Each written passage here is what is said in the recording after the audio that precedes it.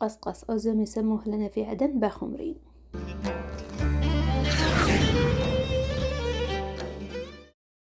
هنا نجي عند المكونات زي ما هي ظاهرة بالشاشة. البيضة والحليب البودر اختياري، ممكن الاستغناء عنهم، والسكر كله على حسب الذوق، تشتي تنقص تعمل ملعقتين فقط، تشتي تزود حسب الذوق يعني. طبعا لو تشتيه يكون الأفضل إنك يعني تخلطه من الليل، تخمره مثلا من بعد السحور، أو مثلا قبلها ب7 ساعات 5 ساعات، ما تبغى تخمره إلا شوية نكهة. لكن هذا لأنه كان مستعجل، تالي حبة مقصقص أو خمير فعملته مستعجل.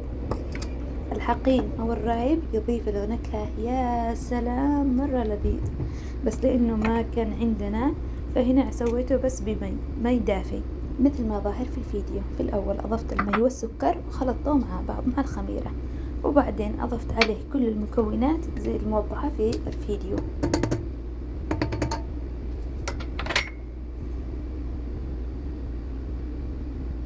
طبعا الصورة هنا مهزوزة لأني كنت أصور في يد وأصلح في يد، كنت لسه ما ركبت الحامل حق التليفون. الحبة السوداء ممكن تستغنوا عنها تستبدلوها بالسمسم. نضيف الزيت ونخلط كله مع بعض، نضيف البيضة، ولو تبغي كمان شوية خل عاد يكون أفضل. ممكن كمان فانيليا بما أنه قد في حبهان في اللي هو الحليب المفروض، برضو ما يمنعش. بعدها تعجنوها باليد أو تعجنوها بالعجانة على حسب المتوفر. أنا شخصيا أحب آكل المقصقص مع البطاطا، ونضيف له زعتر ونضيف له بسباس أو شطة، يعني يوقع طعمه يا سلام مع قلص شاي ما شاء الله يا سلام. قربوها أنتم كيف تحبين المقصقص. هنا لاين العجينة خلاص ألينها وقلبتها مع بعض وأسيبها تخمر. غطيتها بكيس حراري عشان الكيس الحراري يخليها يحتاج بسرعة عشان الشكوى تتفاعل، وغطيتها عشان ما يدخل أي هواء. أما هنا أعمل المي والملح عشان أفوره وأعمل فيه البطاطا.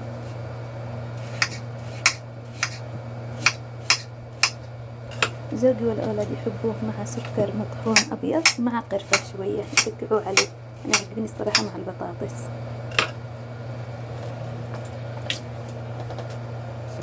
هنا بعد ساعة خلاص شدت العجينة لأنه الشكوى كانت سريعة، والبطاط هنا يفور. أقطعه أكوره، يعني بتطلع لي تقريبا 3 كرات كبيرة.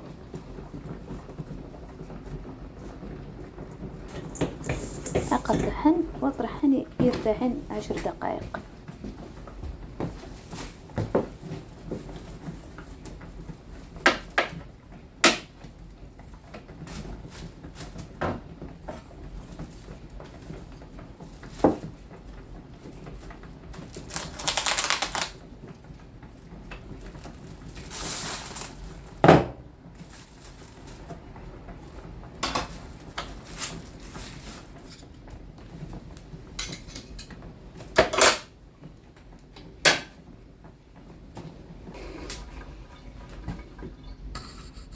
بعد 10 دقائق ربع ساعة خلاص ترشي السطح بزيت، شوية زيت نباتي، تلبسيه تفردي العجينة أو الكرة تفرديها عشان بعدين قسميها بشكل دائري، قسميها بشكل مربعات، قسميها لو ما عندك أشكال تحبي الأطفال يساعدوا شكل نجوم شكل كذا ممكن تسوي هذه الحركة، برضو الأطفال يعجبهم كثير.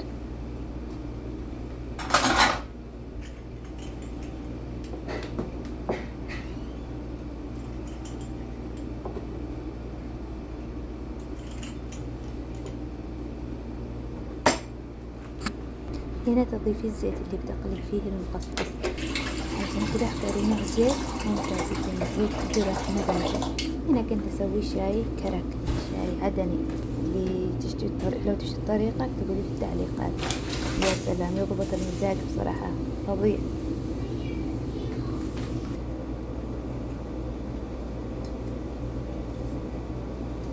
كيف تعرف ان الزيت خلاص تمام؟ حطوا السمبوسة ولا المقصقص او اي شيء. هنا المقصقص شوفوا الفقاقيع طلعت شوية، هنا معناته مضبوط، درجة الحرارة ممتازة ومضبوط وصار جاهز للقلي.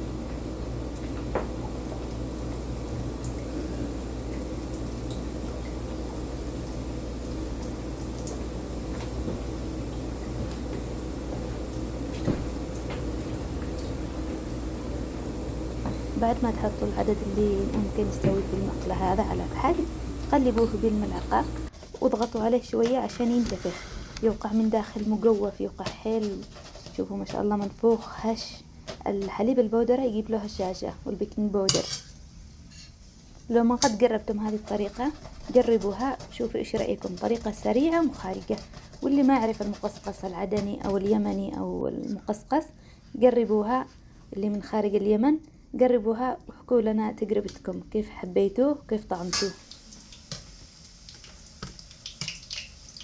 هذا الشكل، هذا قطعته بقطعة الدونتس. شوفوا شكل دوائر، ينفع أي شكل تحبوه. عشان كذا قلت الأطفال ممكن يساعدوا في عمل المقصقص.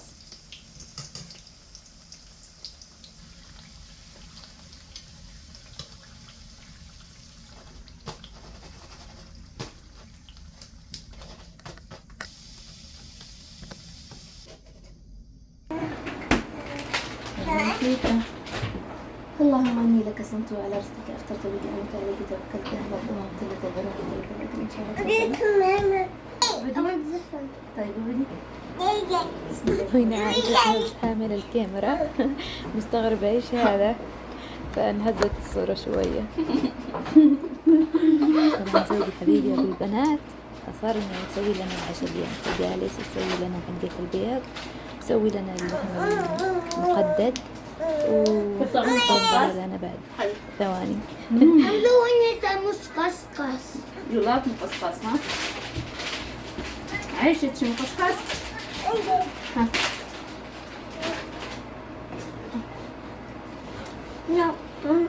ما شاء الله. هشة حلو. هنا نور السفرة أندرو. أهلا أهلا. أحلى مقصقص مع البطاطا بالزعتر الأردني. تحية لأهل الأردن، فظيع. اللي ما جرب الزعتر الأردني يجربه. تحب الزعتر؟ ايوه. مقصقص. اثنين. عافية.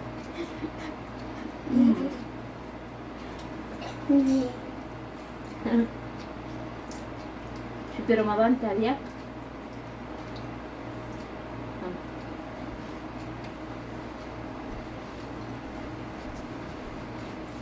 نعم.